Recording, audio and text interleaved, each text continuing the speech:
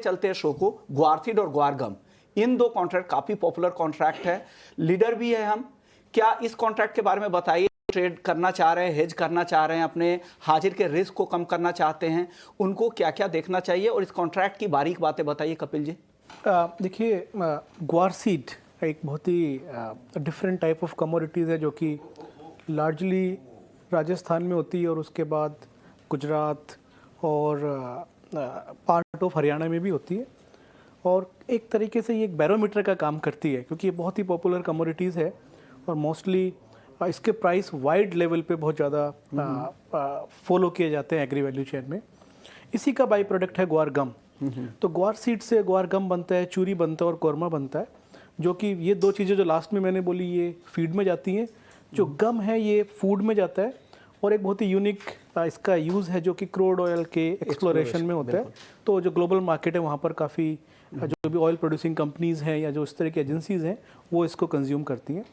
और ये एक खरीफ क्रॉप है जिसका अराइवल शुरू हुआ है और अगले 2-3 महीने अराइवल रहेगा और उसके बाद जो भी स्टॉक होगा उसके ऊपर ट्रेडिंग शुरू होगी।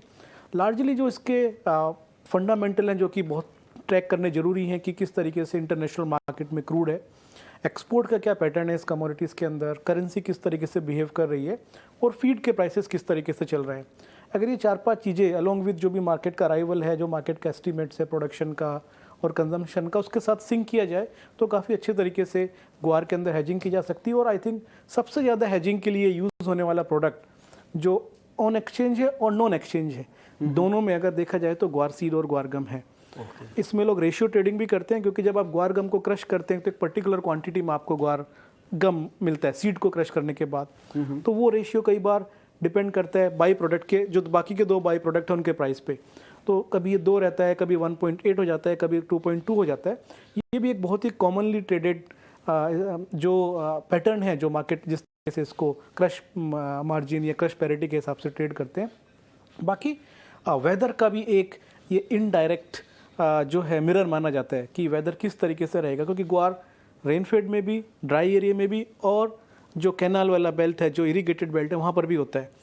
और कहीं ना कहीं जो वेदर को लेके प्रोडक्शन होते हैं, फोरकास्टिंग होते हैं, एस्टिमेट्स होते हैं, वो अगर आप देखेंगे ग्वार की ट्रेडिंग का pattern just during the monsoon या बिफोर मानसून कहीं ना कहीं प्रेडिक्ट करता है कि मानसून खराब है तो guar will be the first to react to the monsoon as per the trade.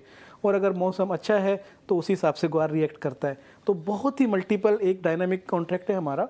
और हिस्टोरिकली जब से एक्सचेंज शुरू हुआ है actually it has remain at top 3 commodities in terms of volume, in terms of open interest, in terms of participation। बिल्कुल। और जिस state से आता है राजस्थान, जहाँ पर लोग भी काफ़ी जागरूक है, उनको पता है कि कैसे अपने कारोबार को बचाना है, तो वो उस रिस्क को समझते हैं, इसलिए एक्सचेंज के प्लेटफॉर्म की मदद से वो हेज भी करते हैं। एक दर्शक है, इन्होंने सवाल भेजा है ग्वार पर ही, अभिमन्यु सिंह है राजस्थान से। केडिया जी, आपसे सवाल होगा ये, जोधपुर मंडी में कमज़ोर ग्राहकी और सीमित बिक्री के कारण ग्वार की कीमतों में बढ़ोतरी हुई है, आगे ग्वारगम और ग्वार सीड को लेकर क्या आउटलुक है? छोटा जवाब दे दीजिएगा सर। बिल्कुल। अगर हम गवार सीड गवार गम, जैसे कपिल ने भी कहा कि काफ़ी फैक्टर्स होते हैं जिसको डिपेंड करते हैं। हमने पिछले जनवरी में देखा था 6600 का भाव गवार सीड देखा, उसके बाद थोड़े से रिसेशन पीरियड डिमांड में ड्रॉप था, तो प्राइजेस एक कंसोलिडेशन में।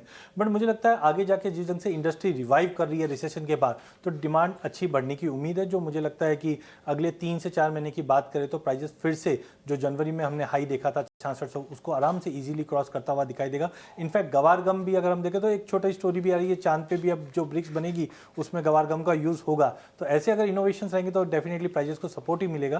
तो मुझे लगता है गवार गम गवार सीड करंट लेवल से मुझे काफी अट्रैक्टिव लगते हैं फंडामेंटल्स को देखते हुए, जो अगले 2-3 महीनों में एक अच्छे बेटर रिटर्न आते हुए दिखाई देंगे। ओके, चलिए ग्वार के बाद अब